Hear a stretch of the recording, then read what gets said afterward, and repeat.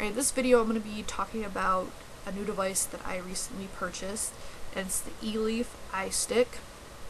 I got the quote-unquote red version, which is a fuchsia, almost metallic pink color. I really like the color. As you can see, it's pretty small. It has an 18650 battery that's integrated into the device. Unfortunately, you cannot replace it without having to pretty much solder everything inside, and from what I understand, once you take it apart, it's very hard to get back together because of the buttons and everything. So it's basically a disposable device. It's not really meant to be, kept around forever. So once your battery stops charging or it doesn't hold a charge, you pretty much have to buy a new one. But they are pretty inexpensive, so I don't find that to be horribly bad, because most likely by the time this fails on me, I will have purchased something else, or will want to have purchased something else if I'm still vaping by then. But anyway, just to give you a size comparison, this is a mini Protank 2, and it is roughly same height of the mini Protank 2, and about maybe two times the width. It is very small in my opinion, but I actually like that, and it's one of the reasons I got it. I got this on eBay from a random seller. I just liked the price of it, and it came with the Protank 2 with shipping and everything. It was like $38, so I got it from there. Supposedly it was only used a couple times, so I don't know. But anyway, one thing I want to mention really quickly is pretty much the most important part of the video, and the reason that I uploaded it, at least at this point, is the scrolling feature. A lot of people were complaining that even though you were able to scroll from like 3 volts to 20 volts and it will auto scroll, it still kind of took a while to get from one point to another. However, someone on the eStick forum pointed out, and I had never heard this from anybody else, whether it be a video or anything, I've never heard anyone mention it, but once you hold down your button and it starts scrolling, if you hit it again, it'll start going in 0.2 increments. You point it again, and it'll start going in 0.5 increments. So that considerably speeds up the time that you're waiting. So that's a nice feature to know about. It does go from 3 volts to 20 volts. 3 watts to 20 watts. Sorry, I'm not used to using watts. And the voltage, I think, is from 3 volts to either 5.5 or 6 volts. But yeah, I'm not really going to talk about too many of the features in the video or of the device, because there's plenty of videos that do that. I mainly wanted to talk to you about the scrolling feature that I haven't seen anywhere else, at least video-wise, and I want to talk about just my experiences with it so far. I have only had it a couple weeks, so things might change, and if they do, for the worst, then I will do an updated video. But so far I do like it, and I haven't had any extreme issues with it. One thing I did do almost right away is get a new adapter. It did come with, I don't know if this is the one that came with it or just the one the person had, but this adapter is really bad. The threading on specifically the ego part of it is pretty shitty.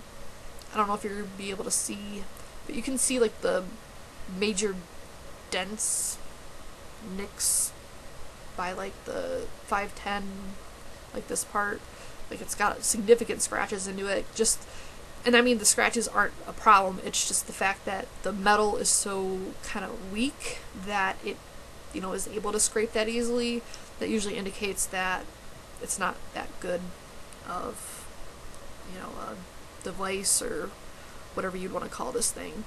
But I don't know, I did not like it. Another thing that I didn't like is the fact that you are able to screw this down essentially as far, you can force it down further than you should be able to. And yes, you shouldn't be forcing it down, but sometimes it's hard to tell when you know, it's down far enough and you could potentially overscrew very easily. So the threading and that part of it made me want to get a different adapter. So I did a lot of research, and the best one that I found, and the only one that I found with this lip on the bottom of it, was this one from Avid Vapor. And I don't know if it's going to be able to show up on this camera, but the quality is so much better in this one. Like, you can really tell just by looking at it, really, that the quality is just so much better. Everything just looks sturdier and better made. I think this one is sealed, but I don't really have a reason for it not to be, so I'm not concerned about that. And I do believe that they had, you could change whether it was sealed or not. But yeah, so this one was $9.95 from avidvapor.com. I haven't seen it anywhere else with this extra lip on it. Now what the lip does is pretty much prevents you from screwing down too far, which is great because the iStick does not have a floating center pin, so if you jam it down too far and screw it up, there's really no way to fix that I know of. If it was like a center pin, like with my MVP, when it started, you know, messing up, you can still manually lift the pin up to make contact, whereas something with this, like if it got too far down or whatever, I don't know that you would be able to do that. So having this adapter for me is pretty much essential. Now what I've been using with it is the mini Protank 2 that I actually got with it. It just came with it as like a package because I guess they didn't like it or something. But I actually, I really like the Protank 2. I hesitated getting the mini Protank 2 because people had complained about it, but I actually really like it. And I like the fact that it has this detachable drip tip, because the ones I had seen did not, because the first version did not have that option. It was just built into the device, so you couldn't change it out or anything. And I don't know, I like the fact that this comes apart. But I'll vape it real quick. I have this set at 8 watts. Well, I had it set at 8 watts, but yeah, I guess I should show you real quick one of the issues. If you can see the little numbers by the 8 volts or 8 watts, it's too, I don't know what you consider that, but it's those little numbers to the side. It shows 0.0 and then below it 3.3 volts. That 0.0 shows the resistance of whatever you have attached to it. And as you can see, I have something attached to it, but it's not reading. That is one of probably the biggest issues people have been having lately, is it does that. If you screw something down even slightly too far, it won't read the resistance. It's weird. I don't know why it does that, but all I do is just back it off a little bit until I get, you know, an accurate reading, which I know this one is about 2.7, 2.8 ohms. And now that I've backed it off a little bit, you can see that top number had changed from 0.0 to 2.8. So why it does that, I don't know, but it does do that from time to time. I personally don't care that much about it as long as it doesn't get any worse than it is now. If this were to continue to where I have to mess with the 510 all the time, I wouldn't like it, because that's the reason I stopped using my Inokin SVD, is because the center pin, it basically got messed up. But anyway, I'll show you what it vapes like. Make sure it's still...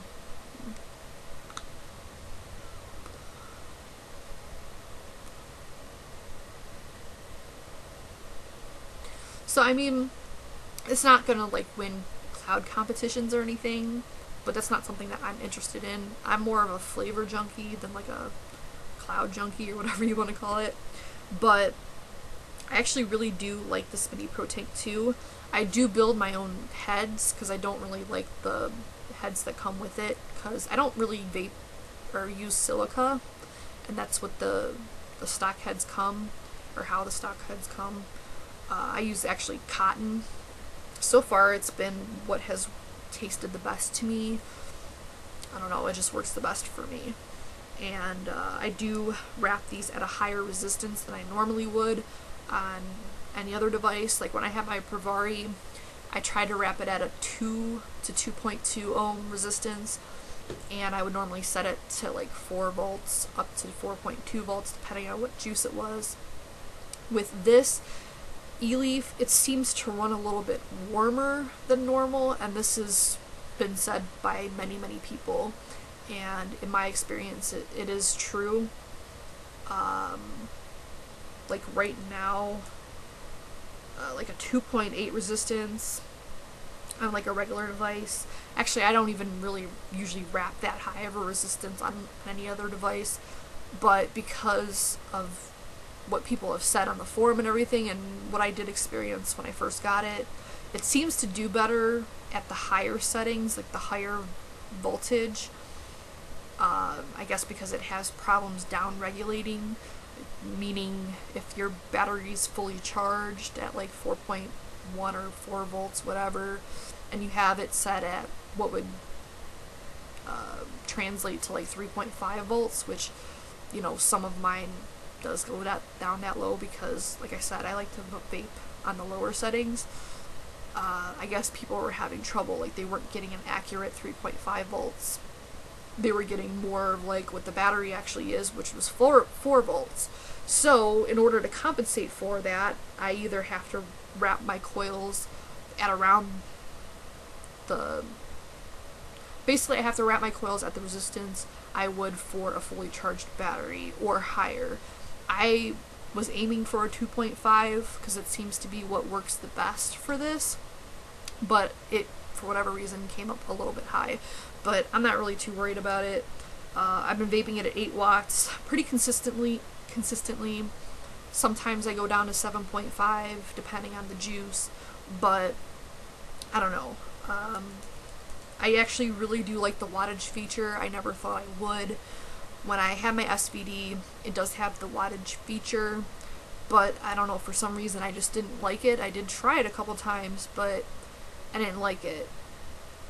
Not sure what changed. I don't know if maybe the SVD wasn't giving me accurate wattage or something. I'm not really sure, but I actually do really like it because no matter what I put on this, I get pretty much the same experience. I don't have to mess with the voltage up and down and stuff like that, so that's good.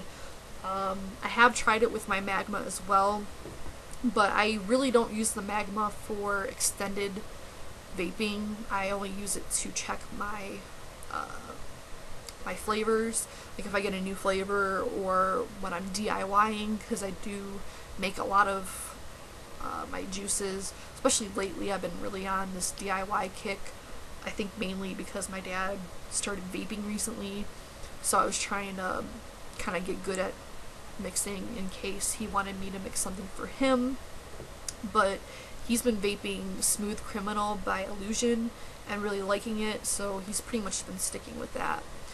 But yeah, so I've been DIYing a lot lately, and when I test my flavors I use my Magma, which I still haven't done a video for, I don't think, but I do like it. But yeah, I haven't had any real issues outside of the kind of fiddliness with the 510 center pin, whatever you want to call it, on the actual device. The better adapter, not the shitty one that came with it, does help with that, and it actually does make it pretty sturdy, whereas the other one, sometimes depending on how far you would have to back out to get like a good reading, it would be wobbly, and I didn't like that. I also didn't like the fact that you could tighten it down too far really easily. With this, you don't have that problem. It also, in my opinion, looks better than the other one does. Like, I'll show you what it looks like with the other thing. And another thing is, like, when I'm unscrewing this so far has not come off with the Protank, whereas the other one does. I'm not sure why. I'm guessing just because it's, you know, not made very well, but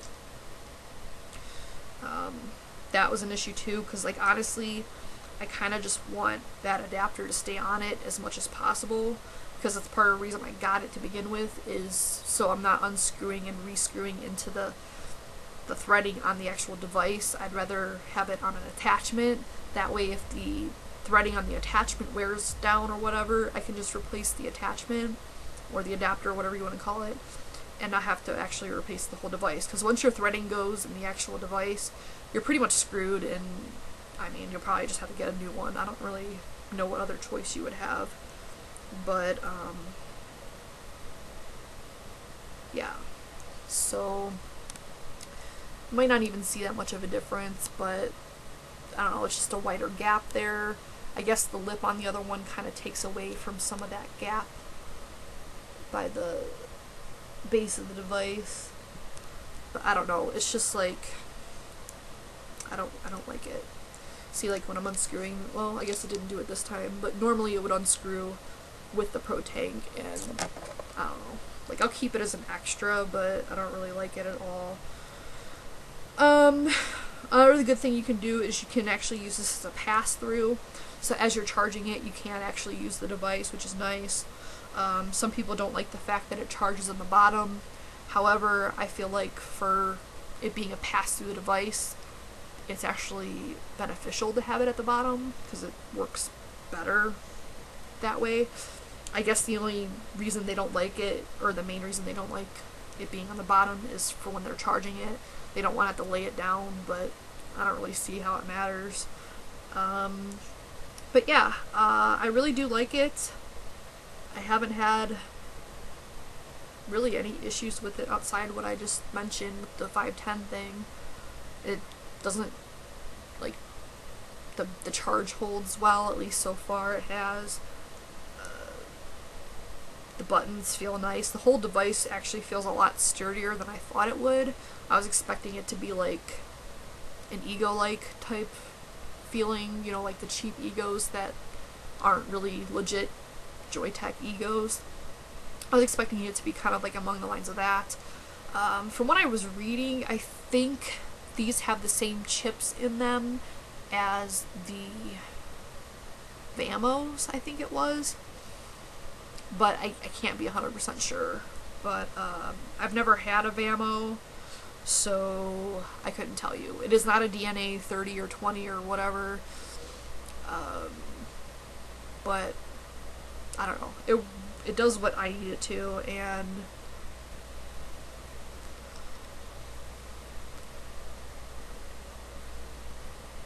it's tiny and it's attractive in my opinion. So I don't know. If you have any questions, put them below.